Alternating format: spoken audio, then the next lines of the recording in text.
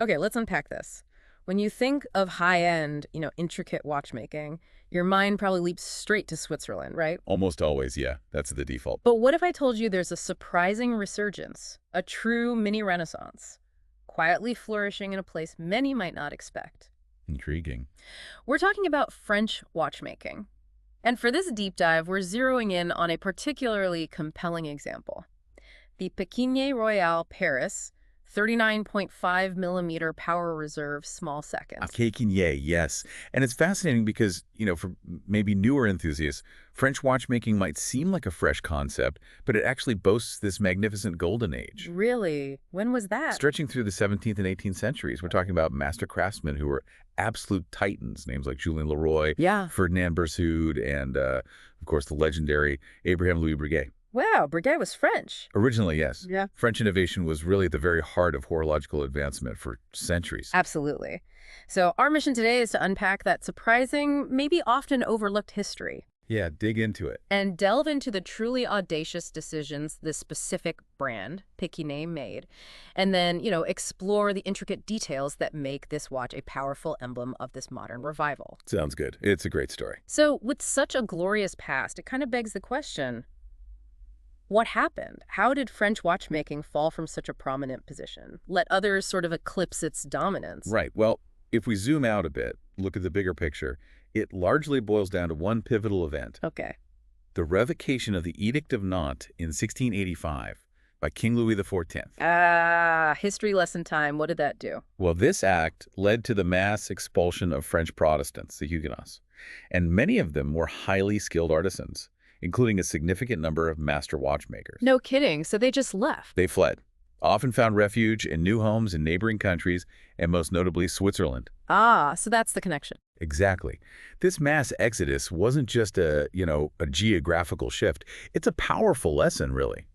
How a single political decision can fundamentally redraw the map of an entire global industry. Wow.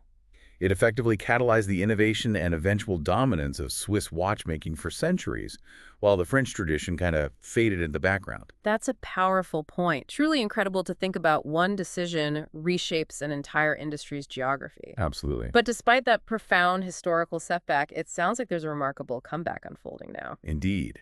Despite that immense historical challenge, you've got this determined legion of French brands now spearheading what you could truly call a significant modern resurgence in horology. Building on that old foundation. Exactly. Rebuilding on that historical foundation. And one of those brands leading the charge is Pequignet, founded back in 1973 by Émile Pequignet. Right, in Morteau, which is actually a French commune nestled right on the Swiss border. So location matters too. Interesting. And the brand certainly navigated, let's say, a horological minefield through the 80s and 90s. Oh, definitely. Like many independents back then, struggling against the quartz crisis, it was a bumpy ride. But then the brand made a truly audacious move, That's right. Despite being independent, they decided to become an integrated manufacturer. which is a huge deal, right? Explain that. It's massive. I mean, imagine a startup in any highly competitive industry deciding, okay, we're going to build our entire supply chain and production facility from scratch. Mhm. Not just rely on outside suppliers. Wow, Betsy. Hugely. It wasn't just a strategic pivot. It was an immense, challenging step. A courageous bet on their own vision. They inaugurated their manufacture in 2010. Okay. And then just a year later, 2011, boom.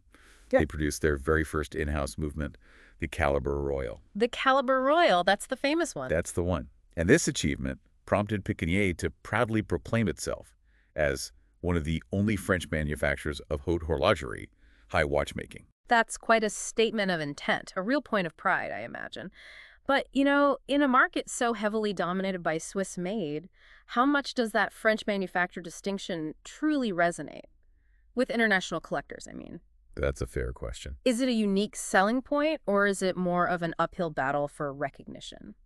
I think it is a unique selling point, especially for those who appreciate that historical lineage, and the return to foundational principles. Right. While Swiss-made carries immense weight, obviously there's a growing appreciation for these niche, independent manufacturers that control their entire production, regardless of geography. Authenticity. Exactly. For Pequignet, it demonstrates this commitment to self-sufficiency and, frankly, an uncompromising standard of quality that sets them apart. Fascinating. And it seems their sort of fluctuating fortunes eventually stabilized. Yes, when they were acquired by Eno Excellence in 2021, it's a family investment fund, and they're specifically dedicated to promoting excellent French craftsmanship, so a good fit. That must have helped solidify their position. Definitely provided stability. So with that stability and this real commitment to in-house manufacturing, what does it all mean for the watches themselves, for their ability to create truly remarkable timepieces? Well, it means we get to look at watches like this refreshed take on their flagship Royale Paris collection, specifically this Power Reserve Small Seconds edition. Okay, let's get into the watch itself. First impressions. From what we've seen, it feels incredibly comfortable. It's nicely proportioned, for everyday wear. What are the dimensions? It's a 39.5 millimeter case size. The height is 11.5 millimeters, but that includes the domed glass box sapphire crystal, which adds They have that vintage vibe. Exactly. And the lug-to-lug span is 47 millimeter, so it wears quite nicely on most wrists. And you mentioned stylistic accents. Yeah, the inherent elegance of French design, it really elevates the watch's cachet. Nobody does style quite like the French, arguably. True. And this refreshed case and dial, they reveal a really impressive level of detail. If you look at the steel case from the side, you'll notice these recessed and polished areas on the flanks. Yeah. They're sort of sandwiched between the overhang of the brushed bezels. It adds depth. Nice. And here's a curious distinctive detail. Yeah. The lugs. Oh, what about them? They're not actually part of the main case construction. They're produced individually and then meticulously attached. Really? Why do that? It allows for this really marked curvature, which is then accentuated by a polished bevel. And that bevel perfectly matches the one on the circular brushed bezel. It's all very harmonious. Clever. And that bezel itself, they've slimmed it down in this version, which gives the dial even more room to breathe, more presence. Makes sense. And speaking of the dial, protected by that beautiful domed glass box sapphire crystal, what are the options? Currently, you can get it with either a classic silver opaline finish or a quite sophisticated navy blue. Both sound good. What stands out on the dial itself? The dial itself has some truly distinctive features, things that catch the eye. There's this smooth circular trench. Yeah, like a little channel. Placed thoughtfully between the grained peripheral minutes track and the central area. Okay, I see it in the pictures. And what's also attractive is how the slim, faceted indices gracefully bridge that trench. Gives a real sense of depth. Ah, yeah, that's cool. Then you got the power reserve indicator spanning the lower left. It's depicted with this elegant minimalism, just a simple arcent track and a little red marker to indicate when you're running low on that generous power reserve. How generous are we talking? We'll get to the movement, but... Oh, it's good. We'll get there. Yeah. Directly opposite the power reserve, you have the small seconds counter, nicely framed by a silver ring, and it has a snailed interior, that concentric circle pattern. Classic look. What about lume? Any nighttime visibility? Interestingly, the only trace of luminescence you'll find is on the slim, polished steel hour and minute hands. They're treated with blue emission superluminova. So not heavily lumed, but the essentials are there. Got it. And they even updated the branding, which you mentioned earlier. Seems like a subtle but maybe impactful move. I think so. They've streamlined it, moved away from the more traditional, maybe somewhat fuddy-duddy applied fleur-de-lis logo you saw in earlier editions. Okay. And they've reduced the inscriptions on the dial. Now it's just the brand name, Pequignet, in relief at noon, and Manufacture Française, printed subtly down in that concave trench. Manufacture Française. Still proud of it. As they should be. Yeah. But it raises an interesting question, right? How can such seemingly subtle branding changes significantly impact a brand's overall perception and appeal in a competitive market? Yeah. What's the thinking there? Well, I think it's all about clarity and modernity. By simplifying the branding, Pequignet is signaling a contemporary outlook, but still honoring its heritage. Makes sense. It makes the watch feel less cluttered, maybe more focused on its intrinsic design and craftsmanship, and that can broaden its appeal beyond just a very traditionalist audience. It's a strategic refinement, really. Right, opening it up a bit. Okay, now, let's talk about the true heart of this timepiece, the in-house Calibre Royal movement. Yes, the engine. You can admire it through the case-back bezel, which I see is secured with 6 screws. Standard stuff. And the rotor. The rotor is open-worked and bidirectional, which is nice. Gives you a fantastic glimpse of some of its 318 components. 318 components. Wow. Yeah, it's a complex piece of engineering. And what's truly significant here is that this in-house automatic caliber was not just designed and developed, but also hand-assembled entirely in-house by Pequignet. Hand-assembled. That's a big deal in this price range. It absolutely is. And it's protected by 8 international patents, showcasing its innovative engineering. 8 patents? Like what? Covering various aspects of the movement architecture, power reserve system, things like that. It's Yeah. genuinely unique, and it's adjusted to chronometric precision average daily rate of -4 to +6 seconds. COSC territory, basically. Very solid performance. And the power reserve, you teased it earlier. Right. The improved 96-hour power reserve. That's 4 full days. 4 days. That's excellent. How do they achieve that? Delivered efficiently by a large single barrel. It's quite an efficient design. Impressive. What about the finishing? Can you see nice details through the case back? Oh, definitely.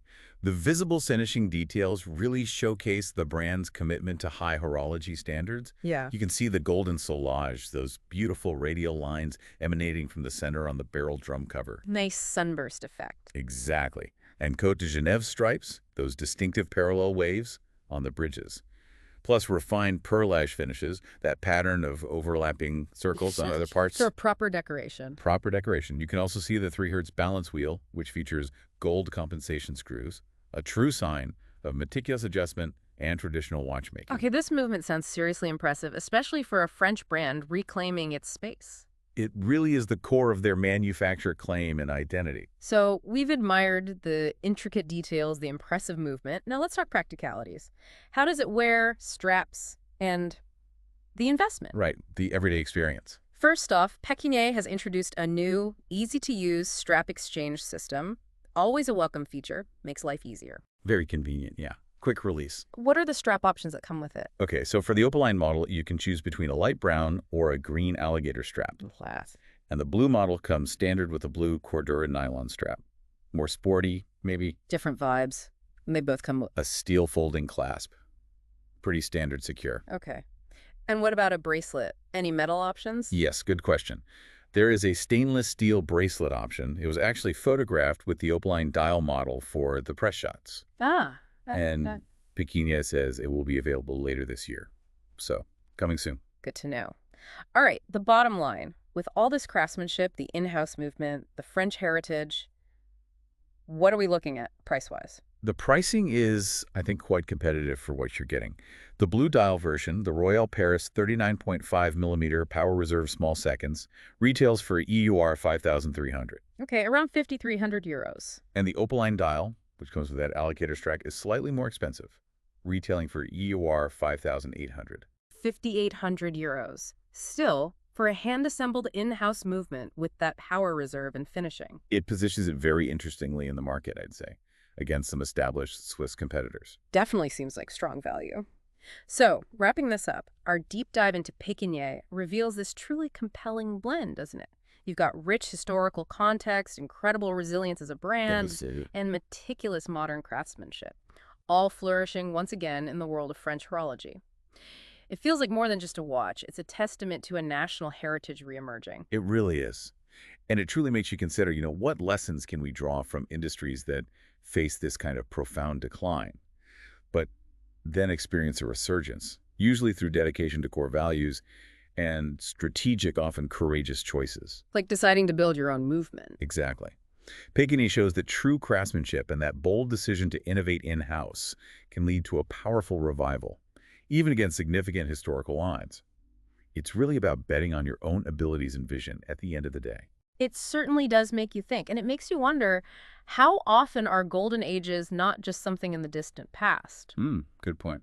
But maybe they're being quietly built right now by brands or even entire industries embracing a return to foundational principles, just like Pequignet seems to be doing. Sort of quiet renaissance. Yeah. Okay. So maybe a final thought for you, the listener. Next time you're exploring a field you're curious about, maybe keep an eye out for similar mini renaissances. They could be happening all around us, perhaps right under our noses. Always worth looking beyond the obvious players.